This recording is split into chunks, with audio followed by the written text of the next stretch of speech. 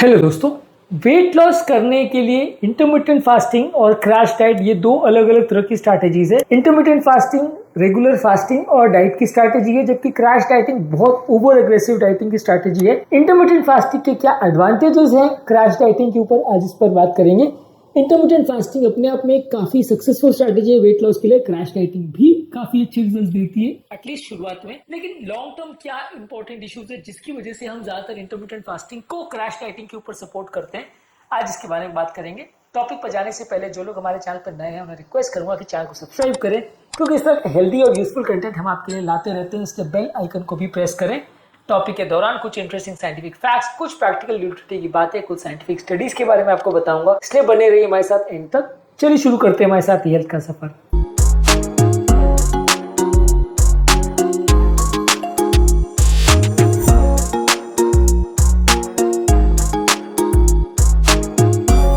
क्या आपके परिवार में किसी ने कभी क्रैश डाइटिंग को ट्राई किया है? कमेंट सेक्शन में लिख के हमें बताएं। बेसिकली क्रैश डाइटिंग का मतलब ये होता है कि आप सडनली खाने को पूरी तरह से बंद या बहुत कम कर देते हैं, जिसकी वजह से बॉडी एक तरह से इमरजेंसी मोड या सर्वाइवल मोड में चली जाती है। ये वैसे ही है कि जैसे स्पीड में चलती हुई गाड़ी में आप सडनली अगर ब्रेक लगा देते हैं तो झटका लगता है, तो बॉडी एक तरह से सर्वाइवल मोड में चली जाती है। इंटरमिटेंट फास्टिंग कंपैरेटिवली ग्रेजुअल और स्मूथ तरीका है जिससे कि आप अपनी गाड़ी को स्लो डाउन करते हैं और झटका नहीं लगता है। तो बेसिकली वजन कम करने के दोनों ही तरीके हैं, लेकिन क्रैश डाइटिंग बहुत सडन तरीका है कम करने का। इंटरमिटेंट फास्टिंग थोड़ा स्लो तरीका है, लेकिन क्रैश डाइटिंग में प्रॉब्लम्स होने का थोड़ा चांस ज्यादा रहता है, झटके लगने का चांस ज्यादा रहता है, साइड इफेक्ट्स होने का चांस ज्यादा रहता है। 2016 में क्रैश डाइटिंग के बारे में एक आर्टिकल में बताया गया था कि क्रैश डाइटिंग से आपका मेटाबॉलिज्म 15% तक स्लो हो सकता है, जिससे आपको उतने अच्छे रिजल्ट्स ना मिले, ऐसा हो सकता है। इसके अलावा इंटरमिटेंट फास्टिंग आपकी मसल मास को प्रिजर्व रखता है यदि आप प्रोटीन पर प्रॉपर फोकस करते हो तो, जबकि क्रैश डाइटिंग में जब आप खाना बहुत ज्यादा कम कर देते हो तो आपका मसल मास लॉस ज्यादा होता है, जिसकी वजह से आपको बहुत ज्यादा कमजोरी सुस्ती का एहसास होता है और जिसकी वजह से आपका ओवरऑल लॉन्ग टर्म रिजल्ट्स उतने अच्छे नहीं आ पाते हैं। रिसेंटली हमारे पास एक पेशेंट आए थे जिन्होंने क्रैश डाइटिंग किया था।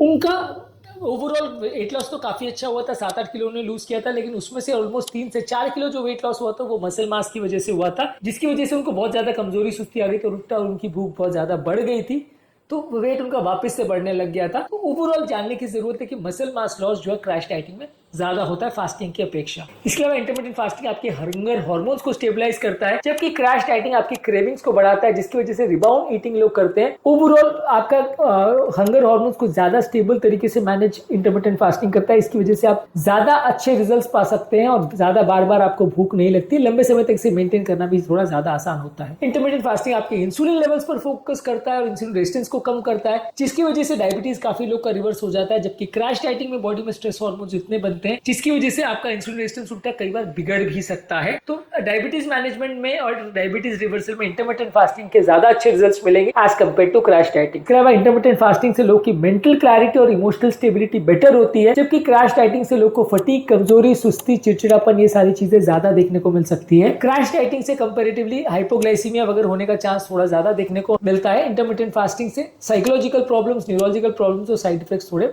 कम होते हैं। सेल मेटाबॉलिज्म में 2014 में एक आर्टिकल में बताया गया था, इंटरमिटेंट फास्टिंग में आपका जब बॉडी अब कीटोन बॉडीज यूटिलाइज करना चालू करती है तो आपका ब्रेन का परफॉर्मेंस उल्टा बढ़ता है और आपके माइटोकॉन्ड्रिया जो एनर्जी का पावर हाउस है बॉडी का, उसकी परफॉर्मेंस भी इंप्रूव होती है। इसके अलावा इंटरमिटेंट फास्टिंग एक बैलेंस न्यूट्रिशन को अलाउ करता है जो आपका फीडिंग विंडो होता है, जबकि क्रैश डाइट में न्यूट्रिशनल डेफिशिएंसीज होने का चांस थोड़ा ज्यादा रहता है, क्योंकि क्रैश डाइट में आप सारा डाइट को ही कम कर देते हैं, इसलिए कमजोरी होना, वीकनेस होना, एनीमिया होना इसके चांसेस ज्यादा होते हैं। क्रैश डाइटिंग के दौरान डिफिशियंसी आयरन की, जिंक की, B12 की, ओमेगा 3 फैटी एसिड की, ये सारा चीजें देखने को क्रैश डाइटिंग में आपको ज्यादा मिलती है इंटरमिटेंट फास्टिंग की अपेक्षा।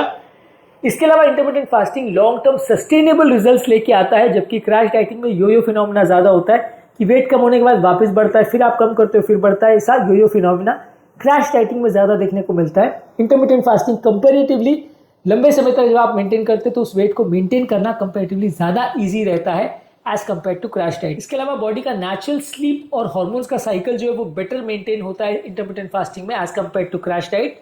पेट का जो नेचुरल माइक्रोबियल फ्लोरा है वो भी ज्यादा अच्छा बेटर मेंटेन होता है और ये बॉडी के इन्फ्लेमेशन और बहुत सारी डिजीज को कंट्रोल करता है, तो ये भी आप जब इंटरमिटेंट फास्टिंग करते हो तो बेटर मैनेज होता है। इसके अलावा बॉडी के इन्फ्लेमेटरी मार्कर यानी सूजन को बढ़ाने वाले जो मार्कर्स है और स्ट्रेस हार्मोन्स है वो कंपेरेटिवली बेटर मैनेज होते हैं इंटरमिटेंट फास्टिंग से as compare to crash dieting. उल्टा क्रैश डाइटिंग में ये बढ़ सकते हैं जो कि बॉडी के लिए नुकसानदायक है। इसके अलावा इंटरमिटेंट फास्टिंग आपकी ओवरऑल हार्ट की हेल्थ के लिए भी अच्छा है और ओवरऑल हार्ट का पंप फंक्शन भी इसमें कुछ हद तक इंप्रूव होता है क्योंकि बॉडी का सेल्फ हीलिंग मैकेनिज्म इसमें एक्टिवेट होता है। रैपिड डाइटिंग हार्ट पेशेंट्स के लिए भी अच्छा नहीं माना जाता है। इसके अलावा इंटरमिटेंट फास्टिंग आपका फूड के प्रति बिहेवियर को भी इंप्रूव करता है, जबकि क्रैश डाइटिंग से गिल्ट बिहेवियर और ओवरऑल एक्सट्रीम बिहेवियर या साइकोलॉजिकल प्रॉब्लम्स होने का चांस ज्यादा होता है।